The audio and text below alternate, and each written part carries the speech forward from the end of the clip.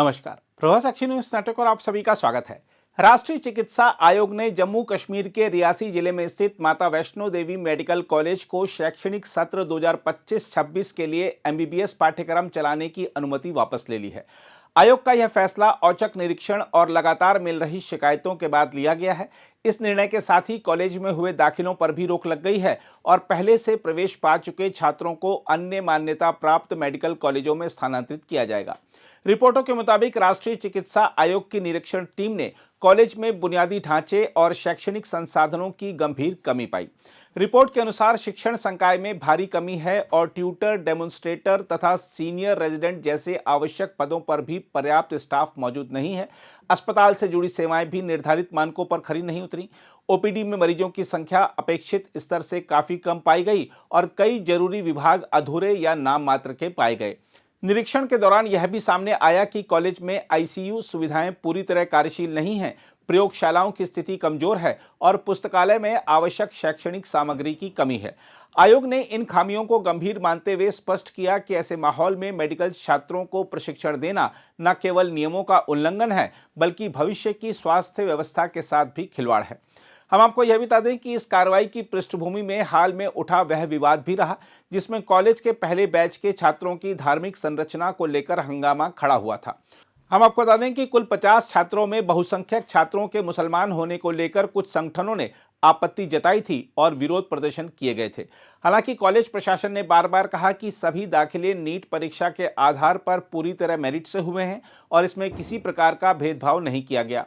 राष्ट्रीय चिकित्सा आयोग ने साफ किया है कि उसकी कार्रवाई का आधार ना तो कोई राजनीतिक दबाव है और ना ही कोई सांप्रदायिक सवाल है। आयोग के अनुसार निर्णय पूरी तरह शैक्षणिक मानकों और निरीक्षण रिपोर्ट पर आधारित है। आयोग ने यह भी कहा कि छात्रों का भविष्य सुरक्षित रखा जाएगा और उन्हें अन्य मेडिकल कॉलेजों में समायोजित किया जाएगा ताकि उनकी पढ़ाई प्रभावित ना हो। देखा जाए तो राष्ट्रीय चिकित्सा आयोग का यह फैसला एक कड़ा लेकिन जरूरी संदेश है। मेडिकल शिक्षा कोई प्रयोगशाला नहीं है जहां अधूरे इंतजामों के साथ भविष्य के डॉक्टर तैयार किए जाएं। इस पूरे मामले में एक पहलू यह भी रहा कि बहस को धार्मिक रंग देने की कोशिश की गई। वैसे सवाल यह नहीं होना चाहिए था कि किस समुदाय के कितने छात्र दाखिल हुए, बल्कि यह होना चाहिए था कि कॉलेज मेडिकल शिक्षा के योग्य भी है या नहीं। हम आपको यह बता दें कि अभी एक दिन पहले भी इस मेडिकल कॉलेज में मुस्लिम छात्रों के दाखिले के खिलाफ जमकर विरोध प्रदर्शन हुआ था। प्रदर्शनकारियों ने केंद्र सरकार और उपराज्यपाल मनोज सिन्हा के खिलाफ भी नारेबाजी की थी। बहरहाल आइए देखते हैं इस मुद्दे पर क्या कह रहे हैं मुख्यमंत्री उमर अब्दुल्ला और मुस्लिम छात्रों के दाखिले का विरोध कर रहे लोग। किस बात पे प्रोटेस्ट, किस बात पे? उन बच्चों ने मेहनत करके सीट हासिल की, किसी का एहसान नहीं था उन पे, ना मेरा ना यूनिवर्सिटी का। उन्होंने इम्तिहान में जो है पास होके सीट हासिल की। अब अगर आप नहीं चाहते हो उनको वहां देना, उनको कहीं और एडजस्ट करिए।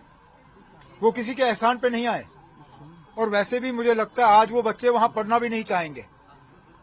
जो हालत की है, मुझे नहीं लगता अगर मैं उन बच्चों का माँ बाप होता मैं भी डर डर के उनको वहां भेजता। मैं तो कहता हूं ना भेजें उनको।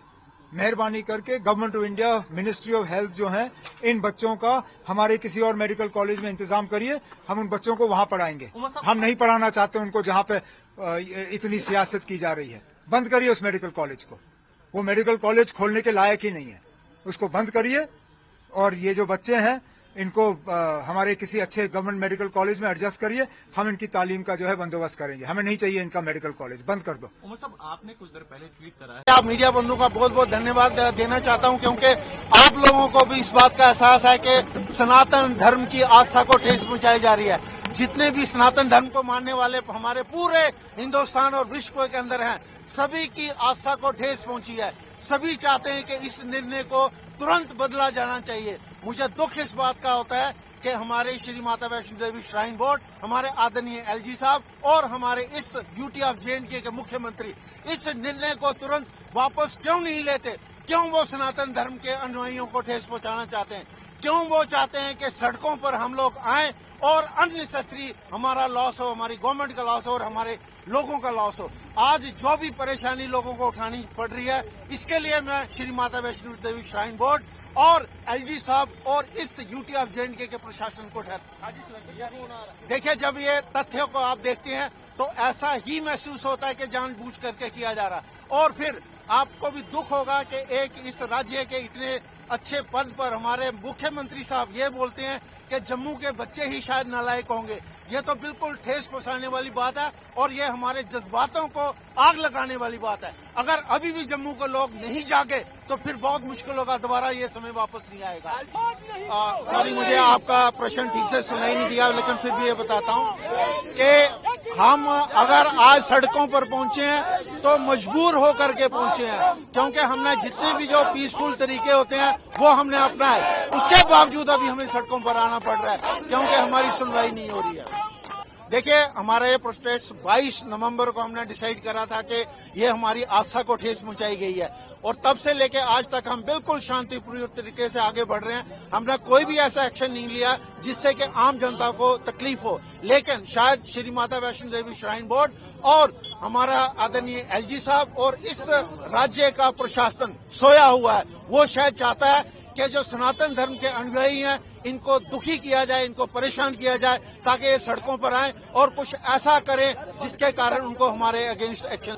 देखिए, अगर ये निर्णय वापस नहीं लिया गया तो हम किसी भी हद तक जाएंगे, लेकिन आपको भी मालूम है ये सिर्फ यही नहीं है। मैं जैसे पहले भी कहता रहा हूं, एक बार फिर से दोहराऊंगा, 1947 से लेकर के आज तक जम्मू संभाग के साथ में ऐसे कई बेइंसाफियां किया गई, कई भेदभाव किया गया, चाहे वो नौकरियां हो, चाहे हमारी आस्था का मामला हो। अभी अभी आपने फुटबॉल का भी देखा, तो ऐसे तो हो नहीं सकता कि वो 24 में से 20 लोग वो बिल्कुल फिट थे और बाकी जो 74 लोग थे जो rest of the Jammu province के थे उनको बिल्कुल उसमें स्थान नहीं दिया गया।